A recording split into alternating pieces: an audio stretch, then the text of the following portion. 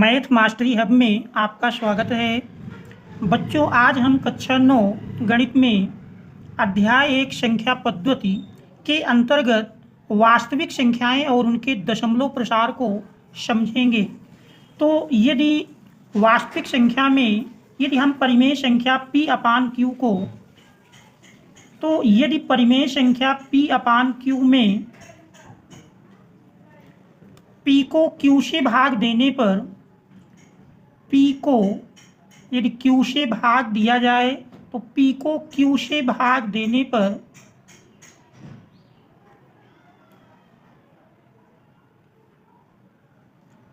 हमको दो प्रकार की कंडीशन प्राप्त होंगी।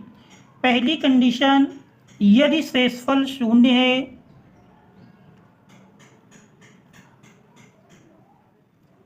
यदि शेषफल शून्य है,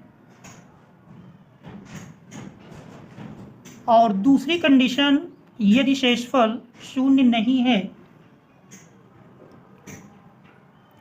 यदि शेषफल शून्य नहीं है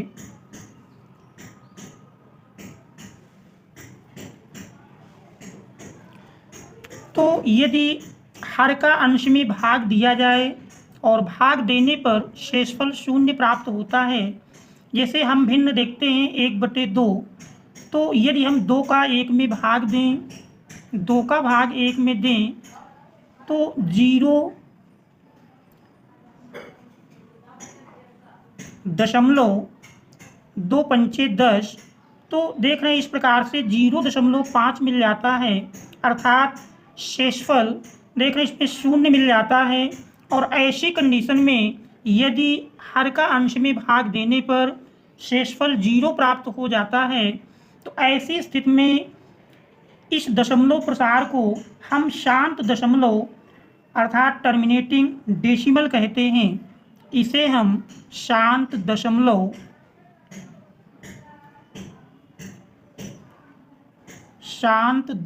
कहेंगे, टर्मिनेटिंग डेसिमल। और यदि हर का अंश में भाग देने पर शेषफल शून्य नहीं प्राप्त होता है तो ऐसी कंडीशन में हमको देखते हैं कि भाग देने पर किसी अंक या अंक समूह की पुनरावृत्ति होती है, तो ऐसे दशमलव प्रसार को आसान आवर्ती दशमलव कहते हैं। जैसे हम उदाहरण के रूप में देखें 1/3, यदि हम 3 का भाग 1 में दें, 3 का भाग 1 में देंगे 0 बार जाएगा, घटाया गया, दशमलव लगाएं 0, 3 त्रिक 9, फिर घटाएंगे 1, 0 बढ़ाएं 3 त्रिक 9। तो इस प्रकार से देखते हैं लगातार 3 के अंक की पुनरावृत्ति होती रहेगी। तो ऐसी स्थिति में यह दशमलव प्रसार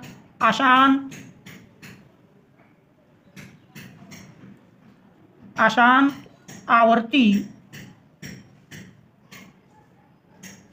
दशमलव प्रसार कहलाता है। तो देख रहे हैं भाग देने पर लगातार भाग हमारा वृद्धि होता जा रहा है, बढ़ता जा रहा है और शेषफल 0 नहीं प्राप्त होता है। तो ऐसे दशमलव प्रसार को हम आसान आवर्ती अर्थात पुनरावृत्ति, देख रहे हैं अंक या अंक समूह की पुनरावृत्ति होगी, तो ऐसे दशमलव प्रसार को हम आसान आवर्ती दशमलव कहते हैं। इसे हम नॉन टर्मिनेटिंग और रिकरिंग डेसिमल कहेंगे। अब इससे स्पष्ट हो गया, ये तो हमारा परिमेय संख्या की स्थिति में है। तो यदि किसी अपरिमेय संख्या को यदि हम दशमलव में बदलें तो उसका दशमलव प्रसार सदैव आसान और अनावर्ती होगा। तो कह सकते हैं कि यदि किसी अपरिमेय संख्या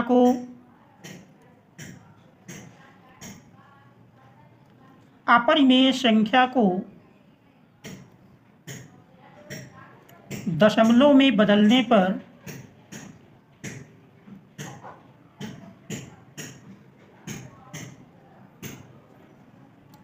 इसका जो दशमलव प्रसार होगा ये आसान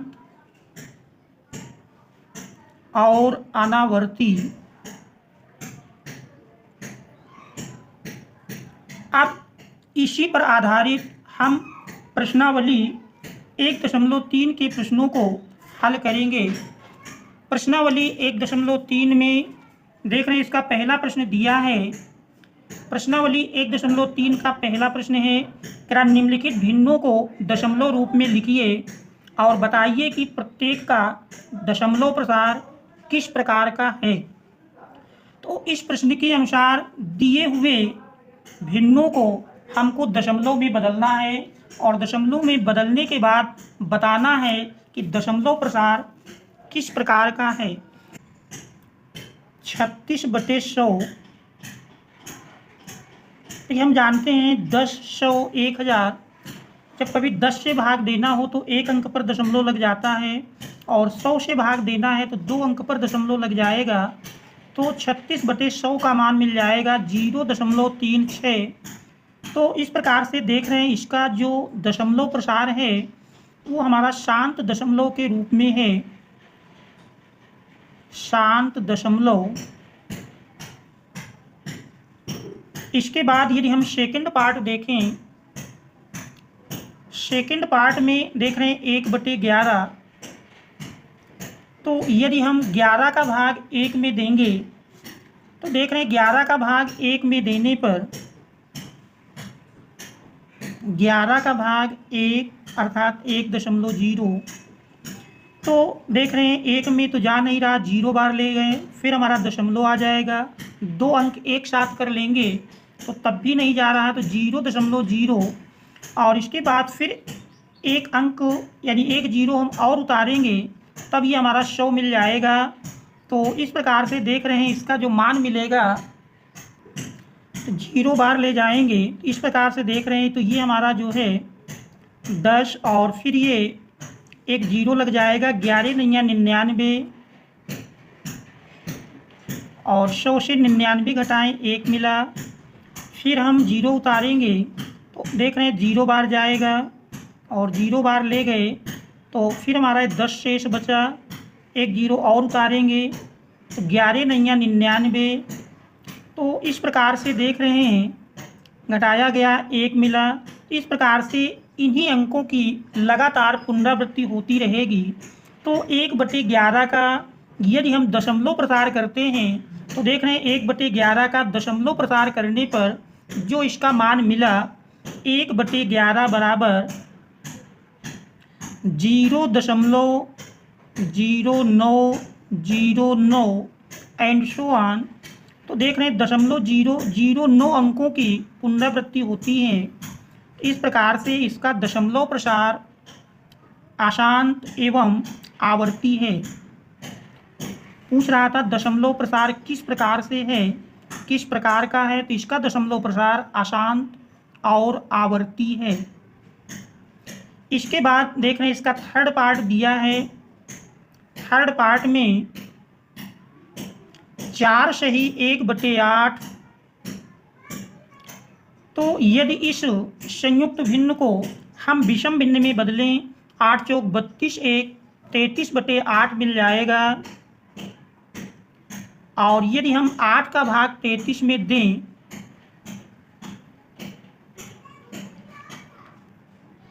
8 चौक 32, 33 से 32 घटाएं 1 बचा, दशमलव लगाएंगे 0 बढ़ जाएगा, 8 1 8, 10 से 8 घटाएं 2 बचा। इसके बाद फिर 0 उतर आएगा, 8 दूनी 16, 20 से 16 घटाएंगे 4, फिर 0 उतारा गया, 8 5 40, 40 से 40 घटाएं तो देख रहे हैं यहाँ पर शेषफल 0 प्राप्त हो जाता है। क्योंकि शेषफल 0 प्राप्त होता है इसलिए कह सकते हैं कि इसका दशमलव प्रसार शांत है। तो 4 सही 1/8, 4 सही 1/8 का यदि दशमलव प्रसार किया जाए दशमलव प्रसार में मान मिलता है 4.125, अर्थात इसका जो दशमलव प्रसार है वो शांत दशमलव है।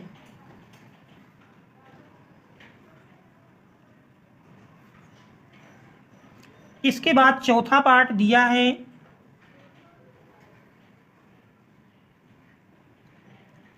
चौथे पार्ट में देख रहे हैं 3/13। तो यदि हम 13 का भाग 3 में दें, देख रहे हैं 13 का भाग 3 में देने पर सबसे पहले 0 बार जाएगा। 13 का 0 बार ले गए, 0, 3 से 0 घटाएं, 3 मिल जाएगा। दशमलव लगाएं, 0 लग गया। 13 दूनी 26। तो देख रहे हैं 10 से 6 घटाएं, 4 भी इधर, 2 से 2 कट गया, फिर एक 0 उतरा। 13 × 3 = 39। 40 से 39 घटाएं, 1 बचा, फिर 0 उतारेंगे। इसके बाद देख रहे हैं 0 बार जा रहा है, 0 बार ले गए, 10 से 0 घटाएं 10, फिर एक 0 उतारें। इसके बाद 13 में देख रहे हैं 100। अगर देखें 13 × 7 = 91, 7 बार जाता है, तो ये हमारा 7 बार गया। 13 × 7 = 91। 100 से 91 घटाएंगे, 9, 0। इसके बाद देख रहे हैं इसका जो मान मिल जाएगा 13 × 78, 6 बार जा रहा है। 10 से 8 घटाएं 2 बचा, 8 से 7 घटाए 1, 12, एक 0 उतारे, 120 हो गया। 13 9 117।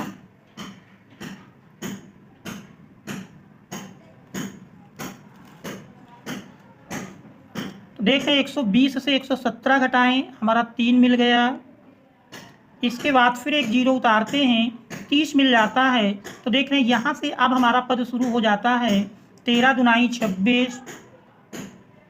तो देख रहे हैं इस प्रकार से 2, 3 इन अंकों की पुनरावृत्ति हो जाएगी। तो जो 3/13 का दशमलव प्रसार मिला, 3/13 बराबर आ जाएगा 0.230769। तो ये अंकों की पुनरावृत्ति हो रही है। क्योंकि शेषफल शून्य नहीं है, इसलिए इसका जो दशमलव प्रसार है वो अशांत और आवर्ती है। अशांत और आवर्ती इसका दशमलव प्रसार है। इसके बाद अगर हम पांचवा पार्ट देखें, तो इस प्रश्न का पांचवा पार्ट देखने दिया है 2/11। तो यदि अब हम पांचवें पार्ट को हल करें, 2/11, 2/11, 11 का भाग 2 में देंगे। सबसे पहले 0 बार गया, दशमलव 0, 11 एकम 11, 11 9 20, 0 उतारे, 11 8 88। फिर देख रहे हैं 2 बचता है, फिर 0 उतारें, फिर 11 एकम 11, 20 से 11 घटाएं, 9, 0, 11 8 88। तो इस प्रकार से आप पाते हैं कि 0.1818 अर्थात 18 इन दो अंकों की पुनरावृत्ति होती है। इस प्रकार से 2/11 बराबर 0.18, क्योंकि 18 की पुनरावृत्ति हो रही है, तो इस तरह से हम लिख सकते हैं 0.18 बार। तो देख रहे हैं चूंकि शेषफल शून्य नहीं है, इसलिए इसका दशमलव प्रसार अशांत एवं आवर्ती है। इसके बाद इसका छठा भाग दिया है। तो देख रहे हैं छठे पार्ट में दिया हुआ है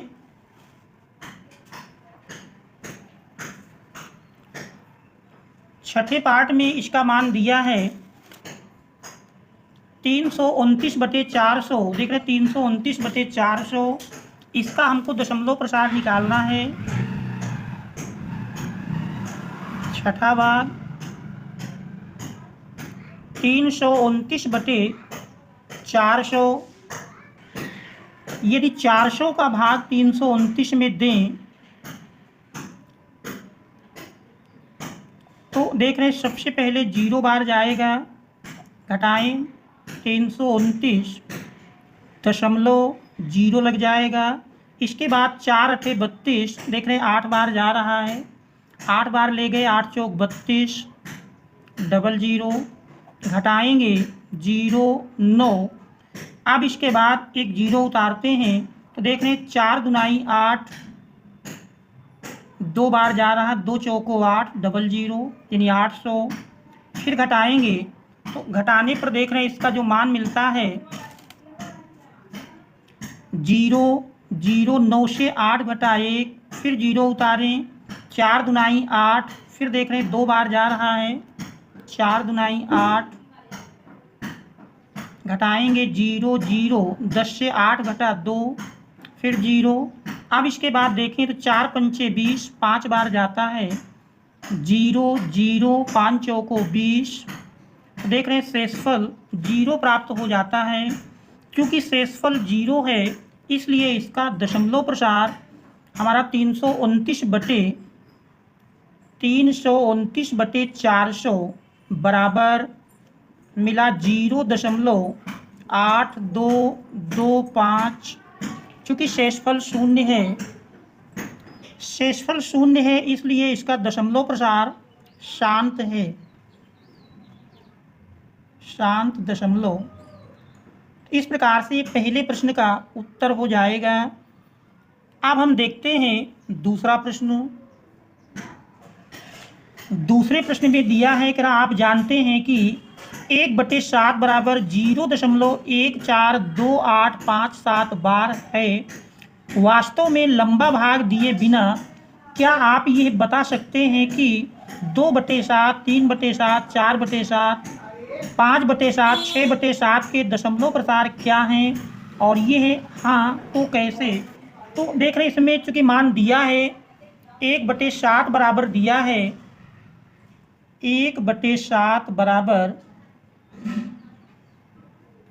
0.14285 बार ये मान हमारा 1/7 का दिया है। और इसी की सहायता से क्या लंबा भाग दिए बिना क्या आप ये बता सकते हैं कि 2/7 इनके दशमलव प्रसार क्या हैं? तो हम बिना लंबा भाग दिए इस प्रकार से इनके मान निकाल सकते हैं। जैसे पहले हमको 2/7 का मान निकालना है तो 2/7 बराबर होगा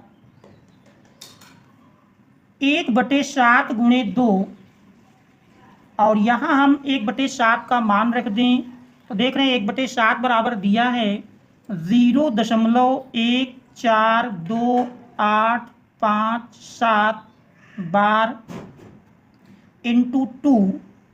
अब हम 2 से गुणा कर लें, देख रहे हैं 2 सत्ते 14, 2 पंचे 10, 1 11, 2 अट्ठे 16, 1 17, 2 दुनाई 4, 1 5, 2 चौको 8, 2 एकम 2.0।